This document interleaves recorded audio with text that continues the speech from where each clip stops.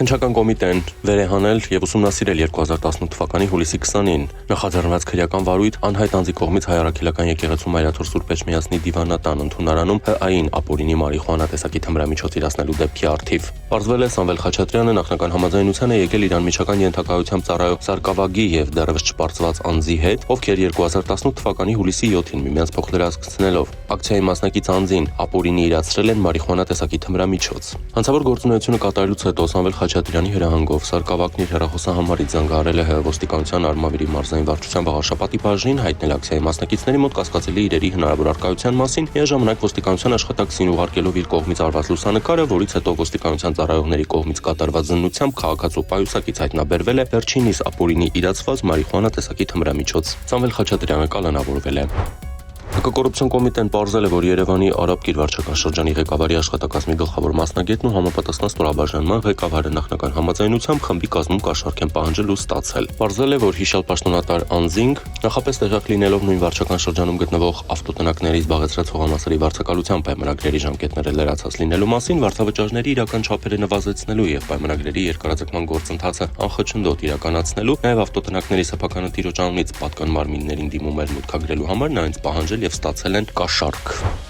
Դատարան է հանձնվել Տավուշի մարզի Զորական բնակավայրում 2025-ի սեպտեմբերին անչափահասին առևանգած եւ նրա նկատմամբ խուլիգանություն կատարած 5 մեղադրյալների վերաբերյալ քրեական վարույթի նյութերը։ Միջնորդություններ են ներկայացվել դատարան 5 անձի նկատմամբ 1 ամիս ժամկետով կալանքը որպես խափանման միջոց կիրառելու մասին, 1 անձի մասով միջնորդությունը ամբողջությամբ բավարարվել է, 3-ի մասով միջնորդությունները բավարարվել են մասնակի 20 օր ժամկետով, եւս 1 անձի նկատմամբ կիրառվել է տնային կալանք 20 օր ժամկետով։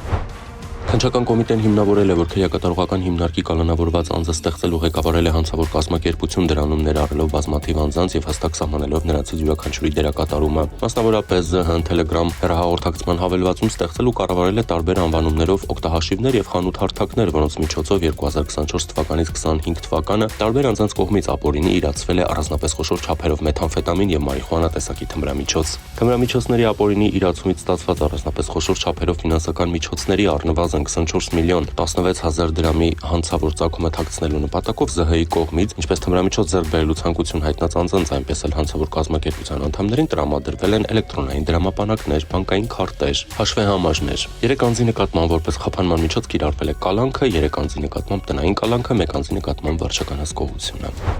Դեկտեմբերի 5-ին տեղեկություն է ստացվել, որ դասընկերների կողմից ծեծի ենթարկվելու հետևանքով Իջևան բժշկական կենտրոն է տեղափոխվել մի երեխա։ Պարզվել է, որ երեխան Տավուշի մարզի 10-ամյա բնակիչն է, ում հիմնական դպրոցի հետնամասում նույն դպրոցի 4-րդ դասարանի 2 աշակերտ ծեծի են ենթարկել։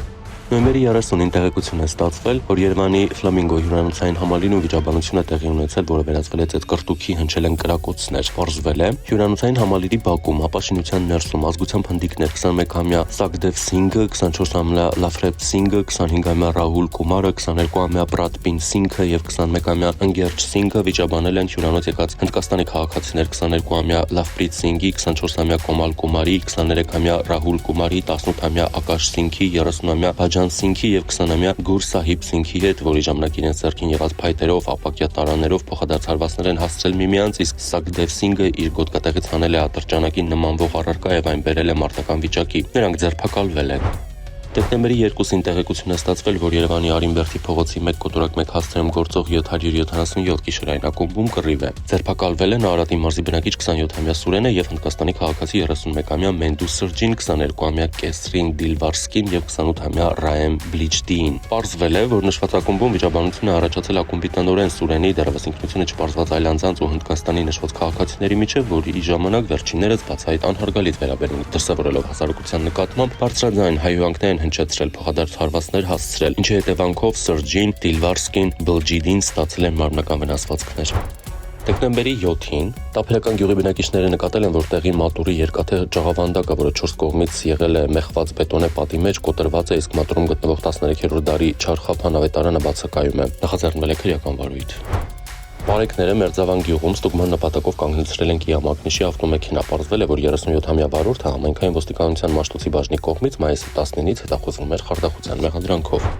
Դեկտեմբերի 4-ին Դիլիջանի Կալինինի փողոցում հայտնաբերվել են ՎԱԶ-2104 մեքենա, սիկ ձկնատեսակով բեռնված։ Բարեկները Լոռու մարզի Սպիտակ համայնքի բնակիչ 58-ամյա վարորդին մեքենայով հանդերձ տեղափոխել են Սևանի բաժին, 58-ամյա տղամարդու մեքենայում 210 հատ սիկ տեսակի ձուկ կար։ Բուսական եւ կենթանական աշխարհին պատճառված վնասի չափը 470,500 դրամ է։ Դեկտեմբերի 5-ին Երևանի Պրոշյան փողոցի թիվ 14 հարցերի դիմացի հատվածում բախվել են Երևանում հաշվառված 29-ամյա Գոհար Մանուկյանի վարած Տեսլա, Շիրակի մարզում հաշվառված 28-ամյա Սևակ Գաֆարյանի Kia Forte եւ Երևանում հաշվառված 21-ամյա Միքայել Շահբազյանի վարած Hyundai մակնիշի ավտոմեքենաները։ Վարորդներից Գաֆարյանը տեղում մահացել է, իսկ Տեսլայի վարորդ Մանուկյանը տեղափոխվել հիվանդանոց։ Բախման հետևանքով ավտոմեքենաները բախվել էին ճանապարհի թույլատրելի հատվածում կայանված BYD, Hyundai, Nissan, Opel Astra մակնիշի ավտոմեքենաներին։ Քննիչի որոշմամբ 29-ամյա Գոհար Մանուկյանը ձերբակալվել է, վերջինս եղել է ոչ սթափ եւ չէր ունեցել հայկական վարորդական վկայական։ Դեկտեմբերի 7-ին Երևանի Բաղրամյան պողոտայում բախվել են Ռենո եւ Հոնդա մակնիշի ավտոմեքենաները։ Երկու ավտոմեքենաները դուրս են եկել երթևեկելի գոտուց, բախվել մայթին, դրանցից մեկը կոտրել է խաչմերուկը կարգավորող լուսակիրը, մյուսն էլ երկաթե դարպասի մի հատված, մեկ հոգի տեղափոխվել է հիվանդանոց։ Ռենո ավտոմեքենայի համարանիշները հաշվառված են Հանրապետության նախագահի աշխատակազմում։ Դեկտեմբերի 6-ին Երևան-Սիվան Իվջևան ավտոճանապարհին բախվել են Mercedes եւ Kia Forte մակնիշի ավտոմեքենաները, 4 հոգի տեղափոխվել է հիվանդանոց։ Դեկտեմբերի 5-ին Երևանի Արցախի եւ Էրեբունի փողոցների խաչմերուկում ճակատ-ճակատի բախվել են Toyota եւ VAZ-2121 մակնիշի ավտոմեքենաները, 1 հոգի տեղափոխվել է հիվանդանոց։ Դեկտեմբերի 5-ին Երևան-Գյումրի ավտոճանապարհին Շիրակի մարզի բնակիչ 34-ամյա Հրաչյանն իր վարած Mercedes մակնիշի ավտոմեքենայով դուրս է եկել երթևեկելի գոտուց, բախվել երկաթե արգելապատնեշներին, ապա ապառաշ քարերին, վարորդը տեղափոխվել է հիվանդանոց։